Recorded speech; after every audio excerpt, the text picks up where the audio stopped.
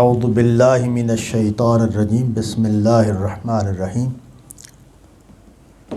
وقال نسوة فی المدینة امرأة العزیز تراود فتاها عن نفسه قد شغفها حبا انا لنراها فی ضلال مبین فلما سمعت بمکرهن ارسلت الیہن وآتت لہن متکئا وآتت کل واحدۃ منہن سکینا وقالت اخرج علیہن فلما رأینہ اکبرنہ وقطعن ایدیہن وقلن حاش للہ ما ھذا بشرا ان ھذا الا ملک کریم قالت فذلکن الذی لمتننی فیہ وَلَقَدْ رَاوَدتُّهُ عَن نَفْسِهِ فَاسْتَعْصَمَ وَإِن لَّمْ يَفْعَلْ مَا آمُرُهُ لَيُسْجَنَنَّ وَلَيَكُونَنَّ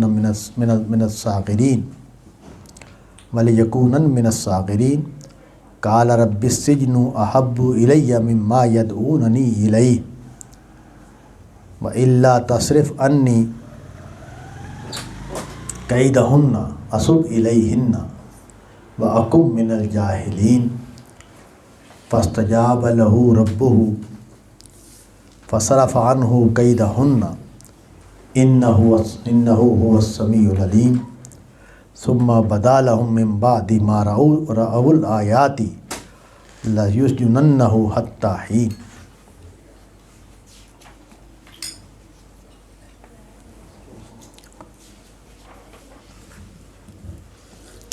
حضرت یوسف کے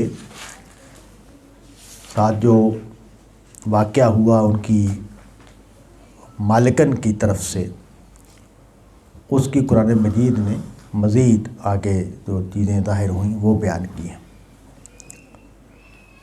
یہ میں عرض کر چکا ہوں پچھلی گفتگو میں کہ بتانا یہ پیش نظر ہے سورۃ یوسف میں کہ آدمی نیک ہو، با کردار ہو،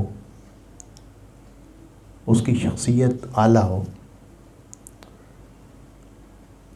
لیکن اس کا یہ مطلب نہیں ہے کہ اس کے لیے کوئی ٹھنڈی سڑک ہوتی ہے، اس کے لیے کوئی ہموار راستے ہوتے ہیں کہ وہ اس پر بڑھتا چلا جائے اور کامیابی کے جھنڈے گاڑتا چلا جائے۔ اللہ تعالیٰ کا نظام ایک ہی ہے، اور وہ یہ کہ دونوں طرح کے امتحانات ہوتے رہتے ہیں ہر شخص کے۔ ایک یہ کہ یہ اس کا امتحان ہو کہ جب اس کے سامنے حق آیا، جب اس کے سامنے سچائی آئی، جب اس کو حق کہنے کا امتحان پیش آیا، حق کا ساتھ دینے کا امتحان پیش آیا، تو وہ کہاں کھڑا تھا۔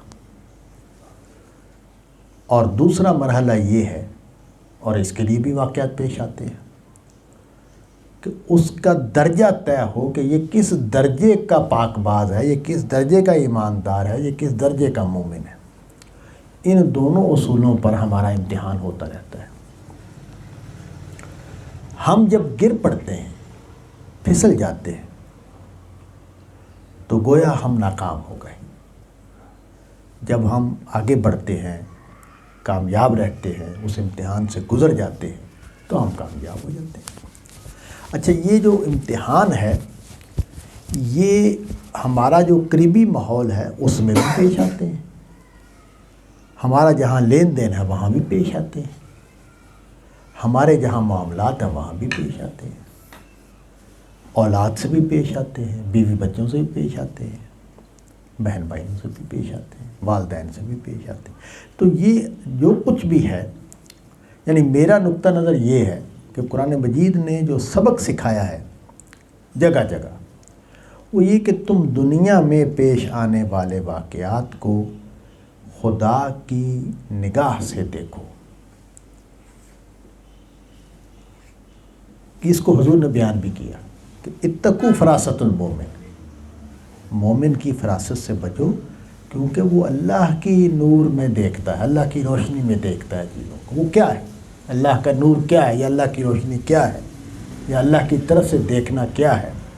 ظاہر ہے ہم اللہ تو نہیں بن سکتے، اس کا مطلب صرف یہ ہے کہ میں یہ تجزیہ کروں، سبق حاصل کروں کہ یہ میرے ساتھ یہ کیوں ہوا ہے، اللہ تعالیٰ کیا چاہتے ہیں، میرا کیا امتحان ہو رہا ہے، مجھے اللہ کی رضا کیسے حاصل کرنی ہے اس صورتحال میں۔ تو یہ سمجھنا بہت ضروری ہے۔ ہمارے ہاں جو کمزوری پیدا ہو جاتی ہے وہ یہ کہ ہم جب بھی ہمارے ساتھ کوئی معاملات پیش آتے ہیں تو ہم شکایت میں چلے جاتے ہیں اور ہم تدبیر کو اصل سمجھنے لگ جاتے ہیں۔ اپنا بھی تجزیہ کریں تو ہم یہ سمجھتے ہیں کہ مجھے یہ کرنا چاہیے تھا، یہ تدبیر کرنی چاہیے تھی، تب کامیابی حاصل، غلطی ہے، مجھے یہ کام نہیں کرنا چاہیے تھا۔ یہ ٹھیک ہے، یہ تجزیہ ہونا چاہیے، لیکن یہ اصل نہیں ہے، یہ ضمنی ہے۔ اصل یہ ہے کہ میرا پروردگار کیا چاہتا ہے اور اس نے کیا میرے بارے میں فیصلہ کیا ہے۔ تو اگر آپ اس نقطہ نظر سے دیکھنا شروع کریں، غامدی صاحب نے ایمان پر جو کلام کیا ہے بڑا کمال کا ہے، یعنی وہ اس طرح کے کلام میں نے بہت کم دیکھے۔ ابن تیمیہ کے ہاں کچھ چیزیں ہیں، غزالی کے ہاں کچھ چیزیں ہیں، بڑے اعلیٰ درجے کا کلام۔ تو انہوں نے یہ کہا کہ دنیا کو خدا کی نشانی کے طور پر دیکھنا، ایمان کے اضافے کا باعث یہ ہے کہ تم دنیا کو، اپنے ارد گرد کی دنیا کو، اپنے آپ کو خدا کی نشانیوں کے طور پر دیکھنا شروع کرو۔ تو یہ یعنی پھول کا حسن مجھے خدا یاد دلائے، موہنی صورت بچے کی مجھے خدا یاد دلائے، اپنی صلاحیت یا اپنی کوئی خوبی اس کی طرف توجہ ہو تو مجھے خدا یاد آئے۔ وہ جو صوفیہ نے کہا ہے نا کہ ہر پتہ دفتری است معرفت کردگار، وہ میں بن جاؤں۔ اور اس کے یہ جو چیز ہے یہ ہے مومنانہ بصیرت، یہ ہے مومنانہ فراست۔ یعنی کوئی شخص اگر اپنے اندر یہ نہیں پیدا کر پایا تو وہ عامل ہو سکتا ہے 5 وقت کا نمازی بھی ہو اور وہ زکوٰۃ بھی دیتا ہو، فرائض بھی ادا کرتا ہو، وہ حقوق بھی ادا کر رہا ہو، لیکن اس کے اندر وہ شخص پیدا نہیں ہوا جو بندگی خدا میں جیتا ہے، جو خدا کا بندہ بن کر رہتا ہے، وہ پیدا نہیں ہوا۔ وہ مطیع اور فرما بردار ہے اللہ تعالیٰ کا۔ وہ بڑا اچھا غامدی صاحب نے بیان کیا اس کو کہ یعنی میں جن چیزوں کو، غامدی صاحب کی چیزوں کو بہت اعلیٰ درجے پر سمجھتا ہوں اور امام کے درجے کا کلام سمجھتا ہوں، ان میں یہ چیز بھی ہے کہ اللہ کے ساتھ تعلق کی 3 چیزیں ہیں: یاد، ذکر اور اطاعت اور حمیت اور حمایت، یعنی اللہ کی پارٹی کا بن کر رہنا، اللہ کے خلاف ہونے والی بات، اللہ کے دین کے خلاف ہونے والی بات کے خلاف میں کھڑا ہوں، میں خدا کا مجاہد ہوں، میں خدا کی بات کا حامی بن کر کھڑا ہوں۔ تو یہ جو چیزیں ہیں یہی ہیں جو بتانا پیش نظر ہے کہ یہ جو یوسف علیہ السلام کی کہانی ہے یہ بتاتی ہے کہ یہ بندہ کس درجے کی آزمائش میں پڑا اور کس درجے میں کامیاب ہوا۔ یعنی ان کی عظمت بیان کرنا وہ تو اپنی جگہ پر ہے، وہ تو ٹھیک ہے کہ وہ خدا کے پیغمبر ہیں اور بڑی شخصیت ہے، لیکن تفصیل کے ساتھ یہ بیان کیا جا رہا ہے کہ آزمائش کس درجے کی آئی ہے اور ایک بندے نے اپنے کردار کی حفاظت کیسے کی ہے، کس درجے میں وہ اس میں محتاط رہا ہے، کس درجے میں وہ اس میں کامیاب ہوا ہے۔ تو پہلا واقعہ یہ ہوا کہ عزیز کی بیوی نے ان کو بند کر لیا اپنے ساتھ، اور وہاں اللہ تعالیٰ کو خصوصی مدد ملی اللہ تعالیٰ کی طرف سے ان کو، اور وہ وہاں سے بچ نکلے۔ پھر مقدمہ بن گیا ان کے اوپر کہ کس نے اقدام کیا ہے۔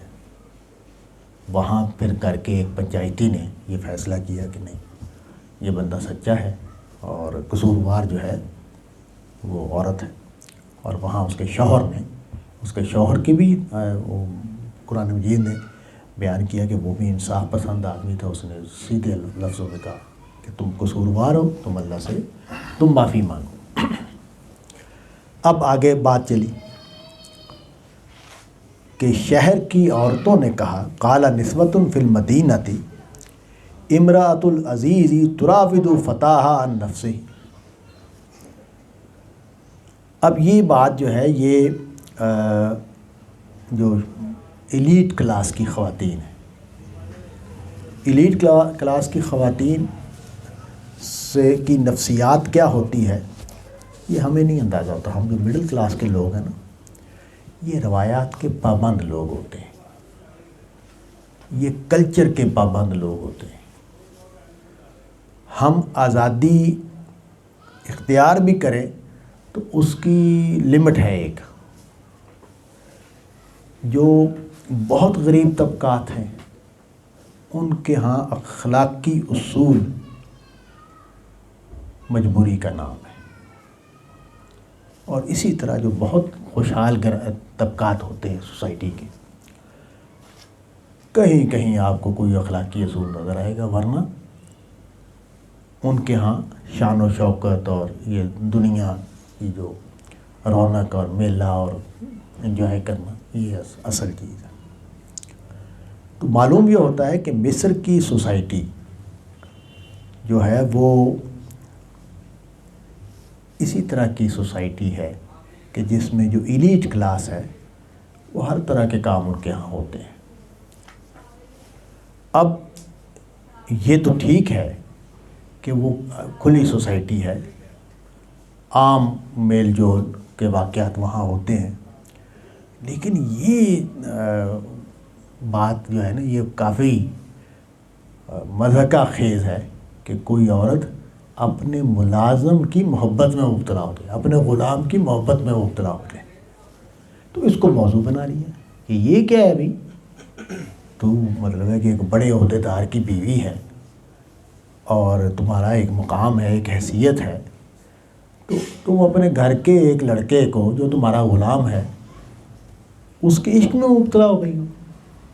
قرآن مجید نے یہاں جو لفظ استعمال کیا، قد شغفہا حبا، اس کی محبت نے اس کو اپنی طرف باندھ لیا ہے، یعنی مصروف کر دیا، یعنی اس کا کوئی اور توجہ ہی نہیں ہے اس کی، یعنی اس طرح وہ اس کو پانے کے چکر میں بالکل الجھ کے رہ گئی، پھنس گئی ہے۔ اب یہ جو بات ہے یہ ایک یعنی ان کے معیار کے مطابق ایک ہلکی حرکت ہے جو ہوئی ہے عزیز کی بیوی۔ عزیز کا لفظ جو ہے یہ عہدیدار کے معنی میں ہے، یعنی بڑا حیثیت والا آدمی۔ ویسے تو عزیز کا مطلب ہوتا ہے صاحب اقتدار، لیکن ظاہر ہے یہ بادشاہ نہیں ہے، بادشاہ کے ہاں جو بڑے عہدیدار ہوتے ہیں ان میں سے کوئی ہے۔ ہم پیچھے بات کر چکے ہیں کہ قیاس یہ ہے کہ یہ غالباً اس کے جو گارڈ تھا اس کا سربراہ تھا، جو حفاظتی گارڈ ہوتا ہے بادشاہ کا، تو اب اس کی بیوی ہے، بڑے سردار کی بیوی ہے، اور اس طرح کے جتنے بھی عہدے ہوتے ہیں وہ عام طور پر بڑے سرداروں کو دیے جاتے ہیں۔ یہ جو بادشاہی نظام ہوتا ہے اس میں سردار ہوتے ہیں، سردار اصل میں اپنے اپنے علاقے کے بڑے یعنی وہ ہوتے ہیں ذمہ دار یا اس طرح کے لوگ ہوتے ہیں، فوجیں ہوتی ہیں ان کی اپنی اور ان کا اپنا نظام ہوتا ہے، تو وہ بادشاہ کے ہاں ان کی مرکزی حیثیت ہوتی ہے، تو انہیں کو سربراہ وغیرہ بنایا جاتا ہے۔ اب یہ عورت جو ہے یہ اپنے غلام کے، اپنے نوکر کے، یوں سمجھے ہمارے کلچر میں اگر بات کی جائے تو اپنے نوکر کی محبت میں پھنس گئی ہے۔ قد شغفہا حبا، اس کو اس کی محبت نے الجھا لیا ہے، اس کے دل میں اس نے جگہ بنا لی ہے۔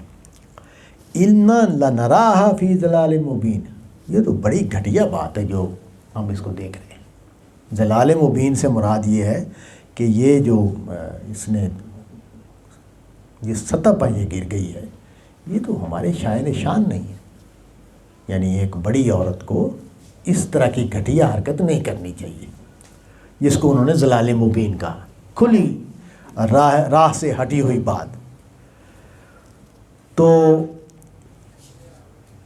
فلما سمعت بمکرہن، جب اس نے ان کی اس بات کو سنا تو اس کے لیے لفظ اس نے استعمال کیا مکر، فلما سمعت بمکرہن۔ اس کا مطلب یہ ہے کہ وہ یہ دیکھ رہی ہے کہ اب یہ اس سے فائدہ اٹھا رہی ہے، مجھے بدنام کیا جا رہا ہے، مجھے میری حیثیت کو، حیثیت عرفی کو نقصان پہنچایا جا رہا ہے اور یہ میرے خلاف پراپیگنڈا ہو رہا ہے، اس کے لیے اس نے مکر کا لفظ استعمال کیا۔ ارسلت الیہن، اب اس نے یہ کیا کہ بھئی ان کو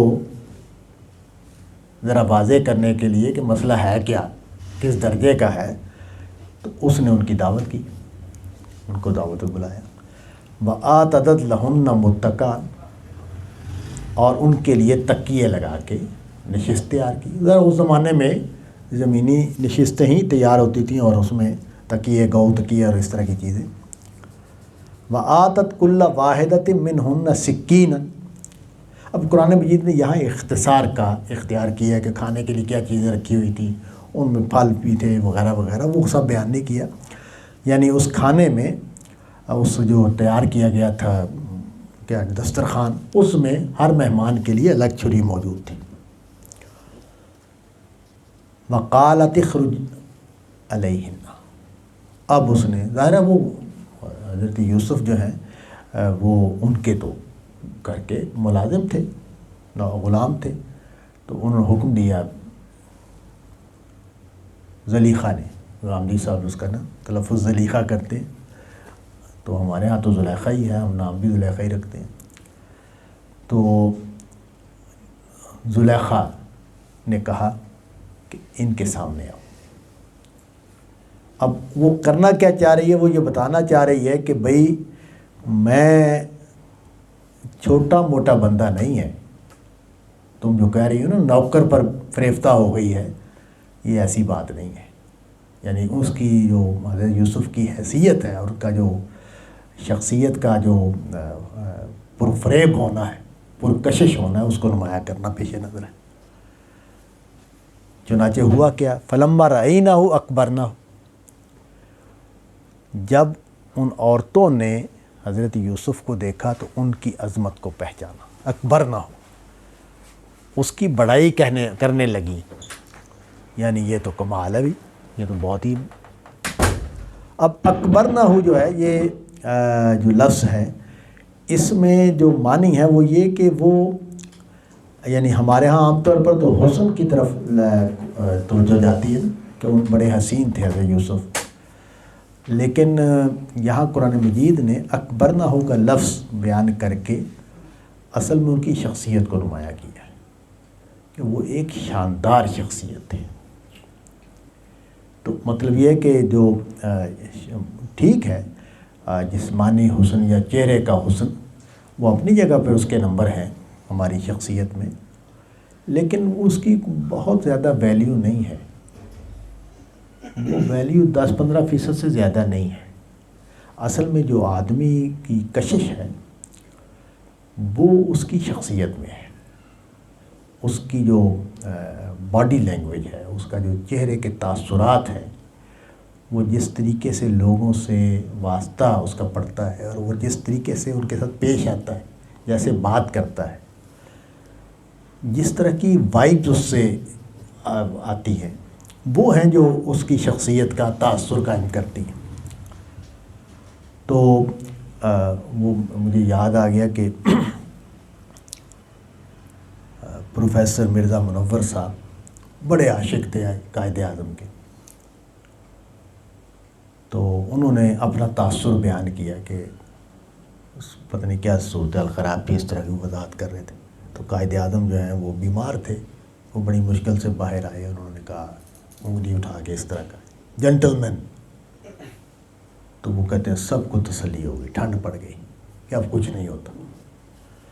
تو مطلب یہ ہے کہ ایک آدمی, اب قائد اعظم جو ہے وہ جب بوڑھے ہو گئے تھے تو وہ تو بیمار آدمی تھے, وہ پتلا, ان کے جسم چہرے پر ماضی کوئی نہیں ہے. تو وہ اس کی جو شخصیت ہے, اس کا کمپرومائز نہ کرنا وغیرہ وغیرہ, بہت ساری پازیٹیو پوائنٹس ہیں جو ان کی شخصیت کے. تو وہ ہیں جن سے ایک تاثر قائم ہوتا ہے. وہ ہے جس کا ذکر ہمیں انگریزوں کی کتابوں میں ملتا ہے, کانگریسیوں کی کتابوں میں ملتا ہے, مسلم لیگ کی کتابوں میں. ہمارے ہاں تو ذرا پوجا بھی شروع ہو جاتی ہے, لیکن جو مخالفین ہیں وہ بھی ان چیزوں کو, پوائنٹس کو بیان کرتے ہیں. تو اکبر نہ ہو, تو قرآن مجید نے نمایاں کر دیا. ہمارے ہاں تو ذرا افسانوی بنانے کی کوشش کرتے. تو قرآن مجید تو چونکہ حقیقت کو بیان کرتا ہے, تو انہوں نے یہ محسوس کیا کہ یہ بڑا آدمی ہے, یہ نوکر شوکر نہیں ہے, یہ کوئی بڑی ہستی ہے. اکبر نہ, انہوں نے اس کی بڑائی بیان کی. ان عورتوں کے زبانوں پر ان کی عظمت کا ادراک آیا کہ یہ آدمی ہے, یہ واقعی بڑی چیز ہے. اب قرآن مجید, مولانا اصلاحی کا خیال یہ ہے کہ قرآن مجید نے یہاں تفصیلات کو نہیں بیان کیا, کہ انہوں نے کوشش کی حضرت یوسف کو کہ وہ ان میں سے کسی کا انتخاب کرے, اور اس میں انہوں نے یہ دھمکی بھی دی کہ اگر تم نہ مانے تو ہم خودکشی کر لیں گے. تو یہ جو وَقَطَّعْنَا أَيْدِيَهُنَّ ہے, یہ اس کا حصہ ہے. ہمارے ہاں جو عام طور پر بیان کیا جاتا ہے وہ یہ کہ وہ پھل کاٹ رہی تھیں, تو جب حضرت یوسف آئے تو ان کا حسن اتنا زیادہ تھا کہ ان کا وہ پھل کاٹنے کا عمل جو ہے وہ اس میں وہ محو رہی اور دیکھتی یوسف کو رہی, اور اس میں ان کے ہاتھ کٹ گئے. تو ان کا خیال یہ ہے کہ یوں نہیں ہے. مولانا اصلاحی کا خیال یہ ہے کہ یہ جو قطعنا ایدیہن ہے, یہ حضرت یوسف کو خودکشی کی دھمکی کو سیریس بنانے کے لیے ہوا ہے. اور اس کی دلیل اسی میں صورت میں ہی واضح ہے کہ جب حضرت یوسف نے اپنے مقدمے کو بادشاہ کے سامنے رکھا تو ہاتھ کاٹنے کو چال کے طور پر پیش کیا. یعنی انہوں نے ہاتھ کاٹنے کو حادثے کے طور پر پیش نہیں کیا.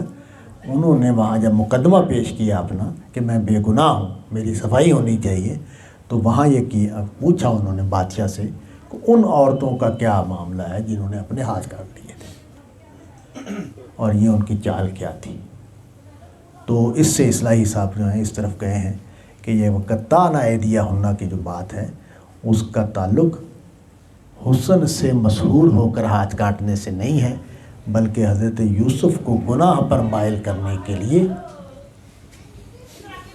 دھمکی کے طور پر ہاتھ کاٹے گئے ہیں, کہ تاکہ اس کو یہ خیال آ جائے کہ واقعی یہ خودکشی کر لیں گی, واقعی یہ اپنے آپ کو مار لیں گی اگر میں ان کا کہنا نہیں مانتا. اب دیکھیں قرآن مجید کا چونکہ رخ اس طرف ہے کہ وہ بتائے کہ آزمائش کس درجے کی ہے. اب ظاہر ہے جو خوشحال لوگ ہوتے ہیں ان کی عورتیں لباس بھی اچھے پہنے ہوتے ہیں, ان کے میک اپ اور نہانے دھونے کا چیزیں بھی اور ہوتی ہیں, تو وہ اس کو سمجھیں کہ یہ جو فضا ہے کہ ایک عورت نے عورتوں کو دعوت دی ہے, یہ ایلیٹ کلاس کی عورتیں ہیں جو اپنے گھر سے دعوت پر آئی ہیں, تو جو ان کے زمانے کا جو بھی سنگار ہوں گے وہ کر کے آئی ہوئی ہوں گی, اچھے لباس پہنے ہوئے ہوں گے, اور اگر آزاد ماحول ہے تو ان کے لباسوں میں وہ ساری عناصر بھی موجود ہوں گے جو ان کو مزید جسمانی لحاظ سے پرکشش بنائیں. تو اس کے بعد یہ واقعہ ہوا ہے جب حضرت یوسف اس پر بھی نہیں مائل ہوئے, یعنی یہ سارا کچھ ہو گیا, تو اب انہوں نے کیا کہا, وَقُلْنَا, اس موقع پر وہ بولی, حاشا للہ, اللہ کی قسم, ما ھذا بشرا, یہ بندہ ہی نہیں ہے, ان ھذا الا ملک کریم, یہ تو کوئی معزز فرشتہ ہے. یہ کیسے ہو سکتا ہے کہ کوئی بندہ ہو اور اتنے لچھن کھیلے جائیں اور وہ مائل نہ ہو، یہ تو معلوم ہوتا ہے کہ کوئی معزز فرشتہ ہے. یعنی یہ ان کی طرف سے حضرت یوسف کے کردار کی جو پاکیزگی ہے اس کا بہت اچھا بیان ہے کہ ایک آدمی ایک ایسی صورتحال میں جہاں گناہ کی دعوت اتنے واضح طریقے سے اور اتنے کھلے طریقے سے دی گئی ہے اور جہاں کوئی خطرہ بھی نہیں ہے، یعنی ایک ایسا ماحول ہے کہ جہاں گناہ میں وہ پڑ جائیں تو موج کریں، یعنی ان کو انعام بھی دیے جائیں، ان کو بہترین زندگی بھی دی جائے، وہ سب کچھ حاصل ہو جائے جو دنیا میں لوگ طلب کرتے ہیں، لیکن وہ گناہ سے بچنا چاہتے ہیں. گناہ سے بچنے میں اس سے بڑی آزمائش، یعنی یوں سمجھے کہ جیسے کسی کو 5 روپے کسی کے مل جائیں تو وہ نہ اٹھائے، 10 روپے مل جائیں وہ نہ اٹھائے، 10,000 مل جائیں نہ اٹھائے. اس کے سامنے کروڑ روپے کا بیگ آ جائے اور اب بھی نہ اٹھائے. تو یہ کتنے کردار کا آدمی ہے. 1 کروڑ روپیہ بیگ میں رکھا ہوا، اس کو رستے میں مل گیا، کوئی دیکھنے والا نہیں ہے، وہ نہیں اٹھاتا. تو یہ حضرت یوسف جو ہے اس درجے پر امتحان میں پورے اترے.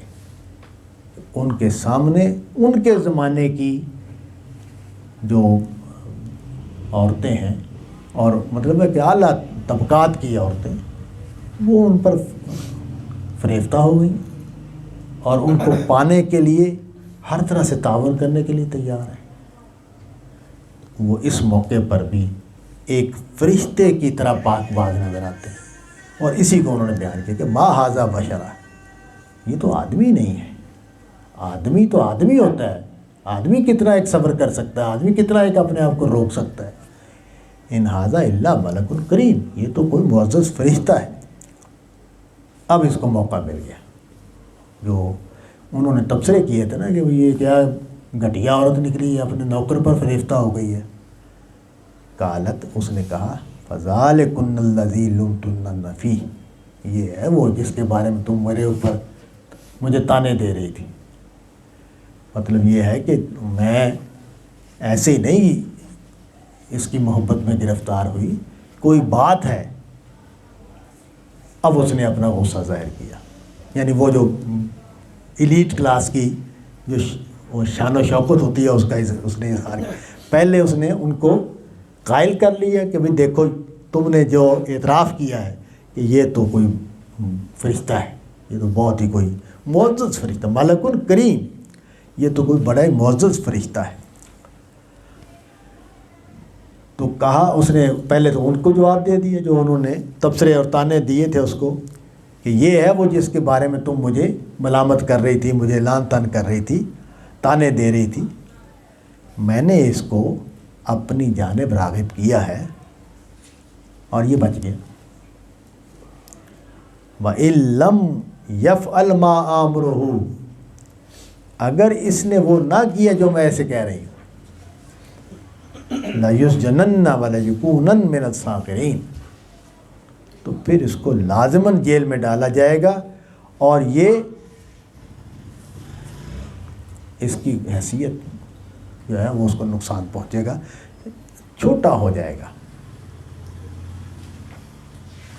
ذلت اٹھائے گا.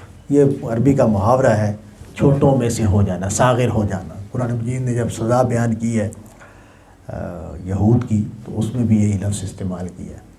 یعنی اس کی حیثیت، اب تو ہم نے تو اس کو بڑی عزت دی ہوئی ہے، بڑا مقام دیا ہوا، ہمارے گھر کا یہ شہزادوں کی طرح ہمارے گھر میں رہتا ہے، لیکن یہ پھر اس سے سب چھن جائے گا اور اس کو کرنا ہی پڑے گا اگر اس نے ہمارے ساتھ اس طرح رہنا ہے.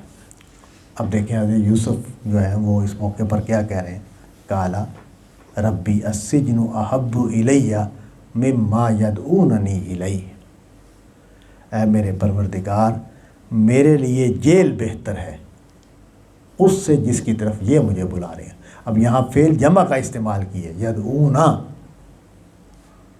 یعنی یہ سب مجھے بلا رہی ہیں. اس سے بھی بالکل واضح ہو گیا ہے کہ یوسف کو کیا کہا گیا ہے اس مجلس میں.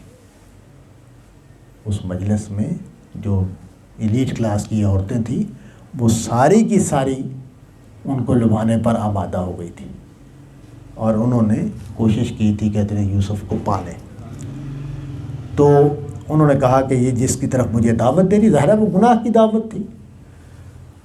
قرآن مجید نے پیچھے ہم نے پڑھا کہ قرآن مجید نے کہا کہ وہ یہ برا طریقہ اور بے حیائی ہے. یعنی قرآن مجید اس معاملے پہ بالکل واضح ہے کہ یہ جو تعلق ہے یہ نکاح کے ساتھ مشروط ہے، اس کی کوئی اور صورت جائز نہیں ہے. اسی طور پر بھی ہر بندے کو، مرد ہو یا عورت، اس کو اپنے آپ کو اس دائرے تک محدود رکھنا ہے اور اس دائرے سے باہر جھانکنے کی کوئی گنجائش نہیں ہے کسی طرح بھی. تو اب انہوں نے، حضرت یوسف نے جب دعا کی اور یہ کہا کہ مجھے کوئی اعتراض نہیں ہے، یعنی وہ اب اس تکلیف کو اٹھانے کے لیے تیار ہیں کہ جو جیل میں، ظاہر ہے اس زمانے کی جو جیلیں تھیں، اب بھی جیلیں کوئی کم نہیں ہیں، لیکن اس زمانے میں تو کوئی قانون ضابطہ تھا ہی نہیں. مالکان جو چاہے کرتے رہتے تھے، جس طرح چاہے اذیتیں دیتے رہتے تھے، کوئی پوچھنے والا نہیں تھا، کوئی قانون نہیں تھا، کوئی ضابطہ نہیں تھا کوئی. تو انہوں نے کہا کہ مجھے اس گناہ سے بچنے کے لیے میں محبوب رکھتا ہوں کہ مجھے جیل میں ڈال دیا جائے. وَإِلَّا تَصْرِفْ عَنِّي كَيْدَهُنَّ أَصُبْ إِلَيْهِنَّ، اگر اللہ آپ نے ان کی چالوں کو مجھ سے نہ ہٹایا. اب دیکھیں انہوں نے سارے اس عمل کو قید میں بیان کر دیا کہ جو کچھ ہوا ہے یہ ان کی چالیں ہیں. مجھے اپنی طرف مائل کرنے کے لیے اور گناہ پر تیار کرنے کے لیے یہ سب کچھ جو کیا گیا وہ ان کی چال ہے. تو اگر یہ چالیں اسی طرح چلتی رہیں تو میں گر جاؤں گا، اس میں پھنس جاؤں گا. یعنی وہ محسوس کر رہے ہیں کہ دائرہ تنگ ہوتا چلا جا رہا ہے، میرے لیے بچ نکلنے کے امکانات کم ہوتے چلے جا رہے ہیں. تو یہ بڑا آسان ہے میرے لیے کہ مجھے جیل میں ڈال دیا جائے تاکہ ان کے چلتروں سے تو میں اب اکم من الجاہلین، میں ہو جاؤں جاہلوں میں سے. جہالت کا جو لفظ یہاں استعمال ہوا ہے وہ اس اخلاقی شعور کے خلاف ورزی پر ہوا ہے. یعنی جو میری فطرت میں ودیت ہے، جو اللہ کے دین میں واضح ہے کہ مجھے کیا کام کرنے چاہیے اور کیا نہیں کرنے چاہیے، اور اس کے لیے کسی کتاب کی، کسی عالم کی ضرورت نہیں ہے، اس سے انسان واقف ہے پوری طرح. تو کہا کہ میں ان میں سے نہیں ہونا چاہتا کہ میں ایسا عمل کر ڈالوں جو خدا کی دی ہوئی ہدایت کے خلاف ہو. فاستجاب لہ ربہ، اللہ نے ان کی دعا سن لی. دعا کیا سنی ہے؟ جیل جانا کی راستہ کھول دیا. یعنی یوں نہیں ہے کہ آزمائش ہٹا دی ہے کہ چلو ان کو ٹھیک کر دیا جائے، ان کے دل بدل دیے جائے، نہیں، جیل میں جاؤ. اللہ نے، اور دیکھیں قرآن مجید یہ خود بیان کرنا، فاستجاب لہ ربہ، یہ حضرت یوسف کا جملہ نہیں ہے، یہ قرآن مجید کا جملہ ہے. اللہ نے اس کی دعا قبول کی. تو اللہ تعالیٰ کی دعا قبول ہونے کا یہاں جو بیان ہے، اس سے ہمیں ایک نقطہ سمجھنا چاہیے، وہ یہ کہ بعض اوقات ہمارے اوپر آنے والی تکلیف ہمارے فائدے میں ہوتی ہے، اور وہ اللہ ہی نے اس کا راستہ کھولا ہوتا ہے کہ ہم ایک بڑی مصیبت سے بچنے کے لیے ہمیں ایک، کیونکہ یہ دنیا جو ہے اس کا نظام آزمائش کا، امتحان کا ہے. یہاں یہ نہیں ہے کہ ہمیں کوئی ٹھنڈی سڑک نہیں فراہم کی جاتی. ٹھنڈی سڑک جن لوگوں کو فراہم کی گئی ہے، مجھے اتفاق ہے صوفیہ کی اس بات سے کہ ان کے بارے میں اللہ نے سوچنا بند کر دیا، ان کو اللہ نے ہدایت دینا بند کر دی ہے، ان کو اللہ نے جھنجھوڑنا بند کر دیا ہے. جن کے لیے ٹھنڈی سڑک بچھا دی جاتی ہے، گویا ان کو سرپٹ میدان دے دیا جاتا ہے کہ وہ بھاگتے ہوئے برائی کے میدانوں میں آگے بڑھتے رہیں. یہ جو کھینچا تانی جاری رہتی ہے، اس کا مطلب یہ ہے کہ اللہ تعالیٰ کو امید ہے اس بندے سے کہ یہ اپنی کوتاہی کو ٹھیک کرے گا، یہ اپنی غلطی کو ٹھیک کرے گا. تو اب دیکھیں فاستجاب لہ ربہ، یہ جو دعائیں قبول ہوتی ہیں اس پر بڑا اچھا بیان ہے یہ کہ جو اوپر یوسف علیہ السلام نے تو گناہ سے بچنے کے لیے کہا کہ میرے لیے یہ بہتر ہے کہ میں جیل میں ڈال دیا جاؤں، تو اللہ نے ان کی دعا کو فصرف عنہ کیدہن، اور ان کی چالوں کو اس سے پھیر دی. ظاہر ہے وہ قید میں چلے گئے اور ان کا جو ماحول انہوں نے بنایا ہوا تھا ان کو گھیرنے کا وہ ختم ہو گیا. انہو هو السمیع العلیم، وہ بہت سننے والا اور جاننے والا ہے. تو اب دیکھیں کہ ایک بندے کے قید میں جانے کو قرآن مجید نے اس کی حکمت بیان کی ہے کہ اس کی حکمت یہ تھی کہ ان کی چالوں سے، ان کے فریب سے اس کو بچا لیا جائے. اور یہ وہ پروردگار ہے جو سنتا ہے، جو دیکھ رہا ہے، جو جانتا ہے ہر چیز کو. اس نے یہ راستہ نکالا کہ اب اس کو جیل میں بھیج دیا جائے. اب اس کو بیان کیا کہ وہ کیسے ہوا. ثم بدا لهم من بعد ما رأوا الآیات لیسجننہ حتی حین. گھر میں لے بیٹھے عزیز اور اس نے، اور وہاں انہوں نے رائے بنائی، طے کیا. بدا لهم، ان پر یہ بات واضح ہوئی، یعنی انہوں نے جب غور و فکر کیا کہ مسائل کیا ہیں، کیا صورتحال ہے، تو ان کو یہ واضح ہوا کہ جو کچھ حالات ہیں ان کا تقاضا یہ ہے کہ یوسف کو یہاں سے ہٹا دیا جائے. یعنی یہ جو عورتیں ہیں اور جو بیوی ہے، یہ جس حالت میں ہیں اس وقت، ان کا جو معاملہ ہو گیا ہے، اب اس کے لیے ضروری ہے کہ یوسف کو یہاں سے دور کر دیا جائے. اس زمانے میں ان کو یہی سمجھ میں آیا کہ بھئی ٹھیک ہے، اس کو جیل بھیج دیا جائے. اور اسی لیے غالباً اسی جملے سے انہوں نے سمجھا ہے، جو انہوں نے فلم بنائی ہے یوسف کے اوپر، کہ جیل میں حضرت یوسف کو بہت زیادہ اذیتیں نہیں دی گئی. ایک آدھ واقعہ انہوں نے دکھایا وہ مارنے کا، لیکن عام طور پر وہ اچھے وہاں حالات میں رہے. تو غالباً یہ جو عزیز ہے اس نے یہ کہا ہوگا کہ ان کو یہ واضح ہوا ہے کہ ان عورتوں کو روکنے کے لیے اب ضروری ہے کہ یوسف کو گھر سے نکال دیا جائے. تو اب گھر سے نکالنے کا جو عمل ہے یہ اپنی عورتوں کے مسئلے کو حل کرنے کے لیے ہوا. یہ نہیں ہوا کہ حضرت یوسف غلط ہیں تو ان کو سزا دی جائے، یہ ان پر واضح تھا. تو یہ انہوں نے دیکھا.